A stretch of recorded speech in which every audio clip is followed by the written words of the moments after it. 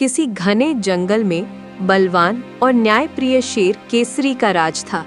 जंगल का हर जानवर उनके न्याय और उनकी दहाड़ पर भरोसा करता था, जो हर रात जंगल की सुरक्षा का आश्वासन देती थी। पर एक रात भयानक सन्नाटा पसर गया। अगली सुबह जब सभी जानवर केसरी के सिंहासन के पास इकट्ठा हुए तो वो खाली था। भालू भाई, ये क्या हो गया? राजा कहाँ गए? मुझे भी समझ नहीं आ रहा हाथी दादा। कल शाम तक तो यहीं थे। आज सुबह जब सब उन्हें नमन करने आए तो उनका आसन खाली था। उनको हमें बिना बताए नहीं जाना चाहिए था। क्या उन्हें पता नहीं कि इस पूरे जंगल की जिम्मेदारी कौन संभालेगा? मैं तो बहुत चिंतित हूँ। चिंता तो मुझे भी हो रही है। राजा बिना किसी को सूचित किए या कम से कम हमें कोई संकेत दिए ऐसे अचानक गायब नहीं हो सकते। ये उनके स्वभाव के खिलाफ है। अगर जरूरी काम होता तो वो जरूर किसी भरोसेमंद मंत्री को बताकर जाते। मुझे लगता है हमें तुरंत एक खोजी दल बनाना चाहिए। ये कोई सामान्य बात नहीं है। राजा केसरी बिना किसी को बताए, बिना किसी कारण के इतने रहस्यमय तरीके से गायब नहीं हो सकते। जरूर कोई बड़ी साजिश है। ठीक है, चलो समय बर्बाद नहीं करते। हमें उन्हें जल्द से जल्द ढूंढना होगा। ये जंगल उनके बिना अधूरा है। हाँ चलो, उम्मीद है वो जहाँ भी हों सुरक्षित हों। बिल्कुल सही कहा। तुम पूर्व की ओर देखो, मैं पश्चिम की ओर देखता हूँ, और हम दोनों यह पता लगाने की कोशिश करेंगे कि क्या किसी ने उन्हें आखिरी बार कहाँ देखा था। हाँ चलो, उम्मीद है वो जहाँ भी हों सुरक्षित हों। पूरा जंगल सस्पेंस और डर से भर गया। हर कोने में खोज हुई पर राजा का कोई सुराग नहीं मिला। डर के इस माहौल में जंगल की पुरानी और धूर्त लोमड़ी मायावी अपने षड्यंत्र के साथ बाहर आई।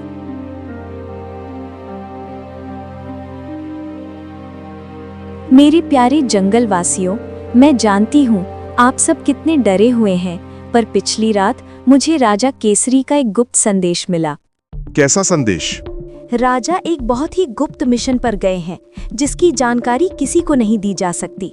उन्होंने मुझे आदेश दिया है कि उनकी वापसी तक मैं ही इस जंगल की राज प्रतिनिधि बनूं। इसलिए आज से ही मैं राजा की जगह जंगल की रानी हूँ। क्या ये तुम क्या कह रही हो? हमारे राजा तुम्हें क्यों जंगल की रानी बनाएंगे? तुम सच बोल रही हो ना? मैं सच बोल रही हूँ। तुम सबको राजा का आदेश मानना ही पड़ेगा, नहीं तो तुम सब अपने राजा सीरू को नाराज कर दोगे। क्या तुम सब ऐसा करना चाहते हो? हैरानी से जानवर, जो पहले से ही उदास और भयभीत थे, मायावी की चिकनी चुपड़ी बातों और उसके सबूत के जाल में फंस गए। वो जानते थे कि लोमड़ी पर भरोसा करना खतरनाक है, पर राजा के आदेश का पालन करने के लिए सब मजबूर होकर उसकी बात मान लेते हैं। लोमड़ी के सत्ता संभालते ही जंगल की शांति तुरंत छिन गई। उसने खुद को महारानी मायावी घोषित कर दिया और अपने स्वार्थ के लिए क्रूर नियम बनाने शुरू कर दिए। मायावी का पहला वार भोजन पर था। उसने तुरंत घोषणा की कि जंगल का हर सबसे स्वादिष्ट और पौष्टिक भोजन अब शाही खजाना है। मायावी भालू को धमकाते हुए, ओ भालू, तुम्हारे पास जो भी मीठा शहद है वो मेरा है। अगर तुम्हारे बच्चे भूख से रोते हैं तो उन्हें घास खाने को दो। मेरा पेट सबसे पहले भरेगा।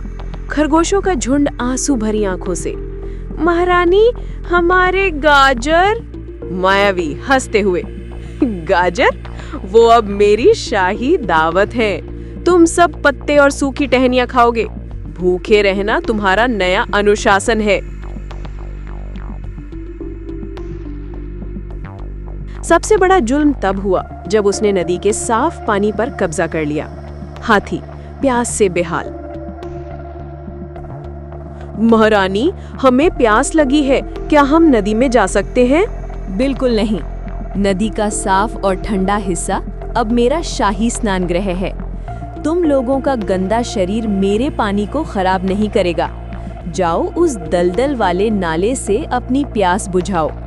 और हाँ हाथी, तुम्हें अपनी सूंड से मेरे पूल में दूर से पानी भरना होगा ताकि मेरा पानी हमेशा स्वच्छ रहे। जंगल के सभी छोटे और बड़े जानवरों को बेगार यानी जबरन काम करने के लिए मजबूर किया गया।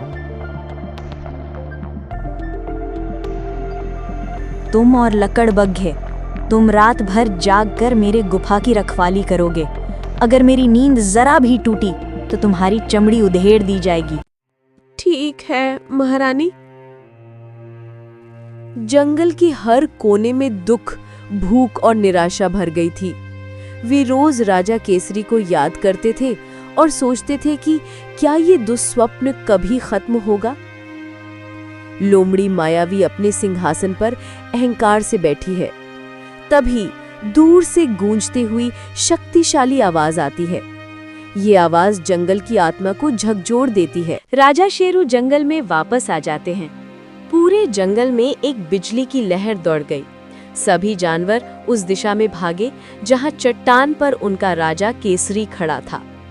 केसरी अपने पुराने गौरव और शक्ति के साथ लौटा था, पर उनकी आंखों में जंगल की ये हालत देखकर गहरा दुख था।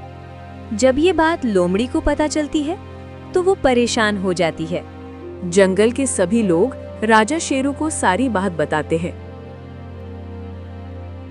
मायावी, तुम किस आधार पर मेरे सिंहासन पर बैठकर मेरी प्रजा को प्रताड़ित कर रही हो? ओहो, मेरे महाराज, आप आ गए। मैं तो बस आपके आदेश का पालन कर रही थी। मैं इस जंगल में अनुशासन और व्यवस्था बनाए रख रही थी। झूठ महाराज, ये झूठ बोल रही है। इसने हमसे सब छीन लिया। इसने हमें गुलाम बनाया।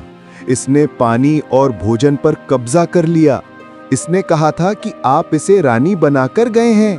गुस्से से राजा केसरी ने ठंडी और गंभीर सांस ली। वो लोमड़ी के झूठ को तुरंत भाप गए। क्या ये सच है मायावी? मैंने कोई गुप्त मिशन नहीं किया था, बल्कि मैं दूर के जंगल में आई एक भयानक बीमारी से जूझ रहे जानवरों की मदद करने गया था। और मैंने तुम्हें नहीं बल्कि भालू को जंगल का संरक्षक बनाया था। तुमने मेरी अनुपस्थिति का फायदा उठाया और धोखे से मेरी प्रजा पर अत्याचार किया। लोमड़ी का झूठ पकड़ा गया। उसके चेहरे का रंग उड़ गया और वो थर-थर कांपने लगी। लोमड़ी मायावी, तुमने सबसे बड़ा अपराध किया है। तुम इस जंगल से हमेशा के लिए निष्कासित हो। तुम्हारी परछाई भी अब यहाँ नहीं पड़नी चाहिए। डर के मारे मायावी लोमड़ी तुरंत दुम दबाकर बिना एक शब्द कहे जंगल की सीमाओं से बाहर भाग गई। राजा केसरी ने सभी कठोर नियम हटा दिए। जंगल में फिर से सबको भोजन और पानी मिला। केसरी ने सभी जानवरों को गले लगाया और उन्हें भरोसा दिलाया कि अब इस जंगल में फिर कभी अन्याय नहीं होगा। जंगलवासियों ने एक सबक सीखा। डर के माहौल में किसी भी चालाक व्यक्ति की बातों पर आंख बंद करके भरोसा नहीं करना चाहिए। और राजा केसरी के न्याय के साथ जंगल में फिर से शांति, खुशहाली और आजादी का आवाज हो गया। तो दोस्तों, कैसी लगी आपको हमारी ये स्टोरी? अगर आपको हमारी ये स्टोरी पसंद आई हो तो चैनल को सब्सक्राइब जरूर कर लेना, क्योंकि हम आपके लिए बहुत मेहनत से स्टोरी बनाते हैं। इसलिए हम चाहते हैं कि आप सभी लोग हमें भी सपोर्ट करें, ताकि हमें भी मोटिवेशन मिले और हम आपके लिए ऐसे ही मजेदार स्टोरी लेते आए।